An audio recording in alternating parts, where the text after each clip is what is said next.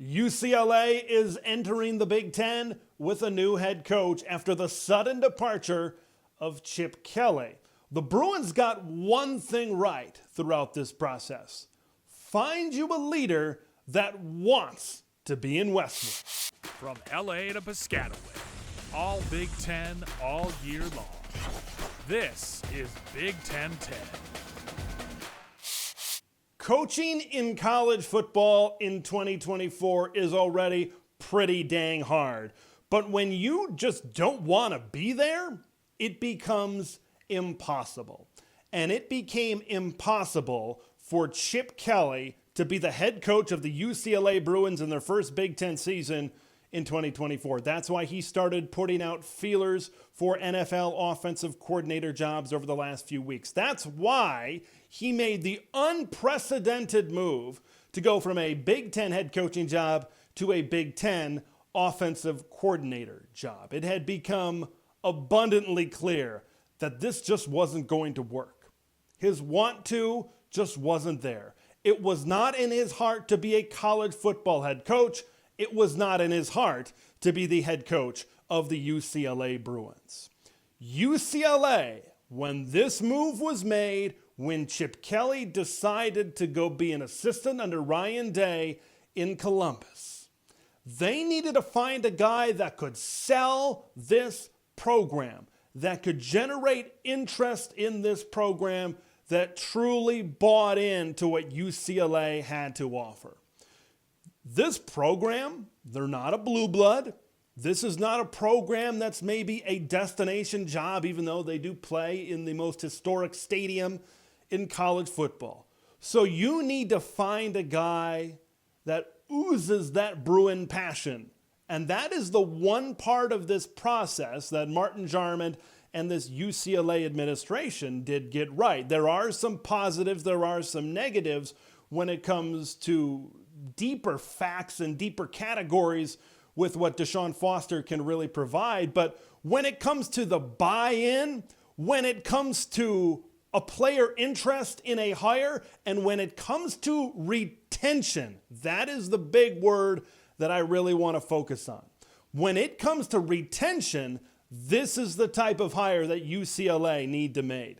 These players went absolutely nuts when it was announced that Deshaun Foster was hired as the head coach.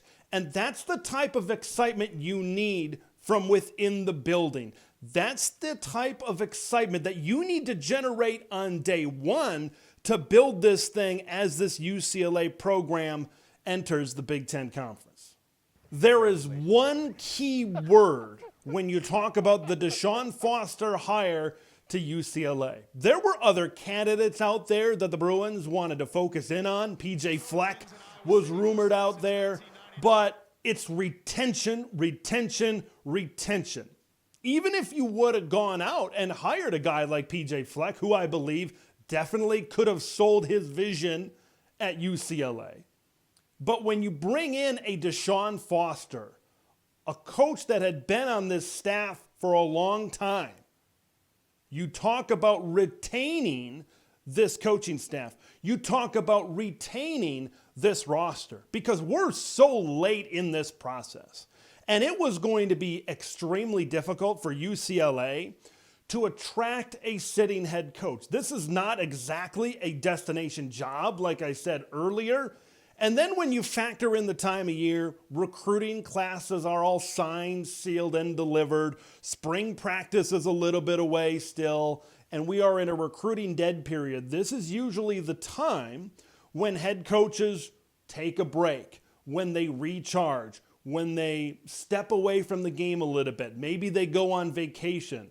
This was always going to be a difficult time for UCLA to attract a sitting head coach to their job. So in able to retain the roster, they brought in someone that had been on this coaching staff for the last few years, even though he did accept the running backs coach job for the Raiders here recently, and he jumped back very shortly here to UCLA. Retaining this roster is so key because in this period, if that 30-day transfer portal window were to open, you're going to lose players, and it's going to be very difficult, especially where we are in the academic calendar, especially where we are in the semester, it was going to be very difficult to be able to bring in transfer portal players with a new head coach. That's why Deshaun Foster's hire is key. That retention is key to building up this roster as we approach spring ball here in 2024. When we talk about retention, we also have to talk about the buy-in factor. When you look at day one as a head coach, you got to get players that are willing to buy in.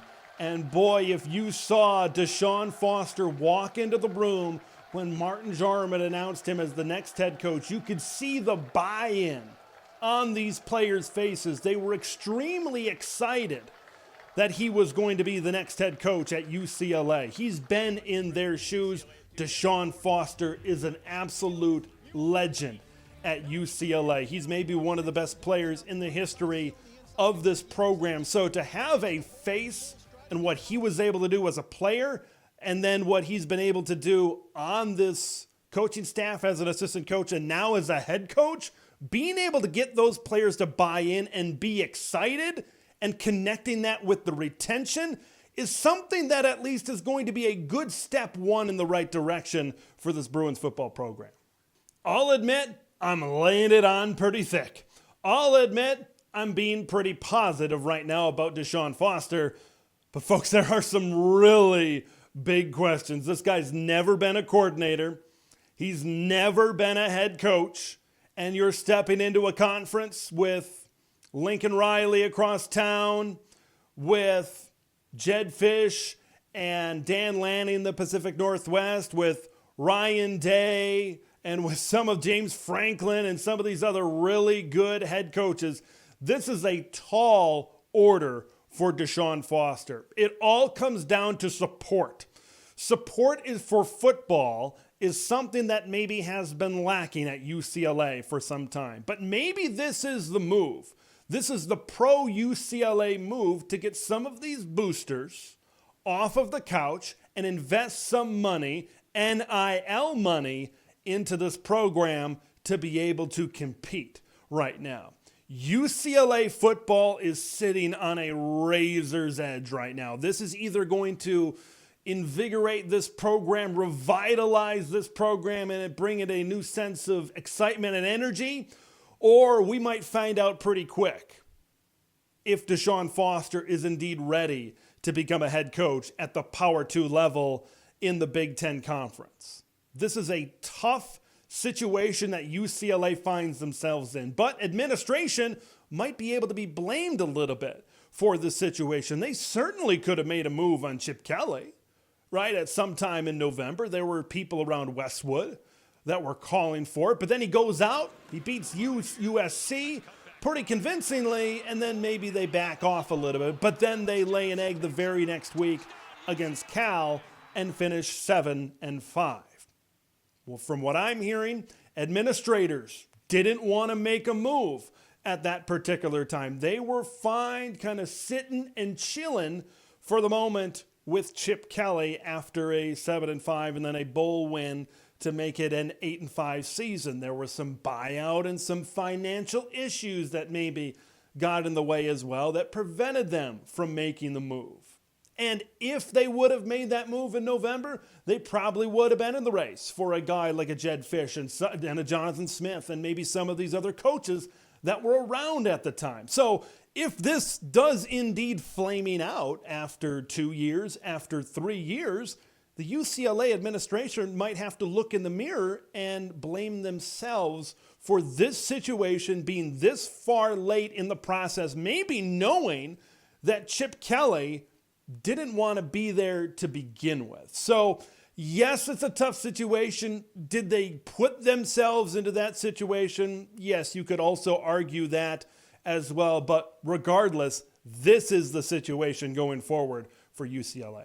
There are a couple of different things that Deshaun Foster and this staff can do before this 2024 season kicks off to show some promise with him as the leader of this program. I think the first thing starts, they got to nail and they got to hit that spring transfer portal hard. They need to try to fill some of these holes that they lost in the transfer portal early on, like Kamari Ramsey departing across town to go to USC, and then kind of some of these other holes. There are decent players on this roster. Ethan Garbers is a decent quarterback. I really like TJ Hart in the backfield. J. Michael Sturdivant at wide receiver. He's proven that he can have a really good games, both at UCLA and then before that also at Cal. But hitting that spring transfer portal period hard is going to be big for this staff.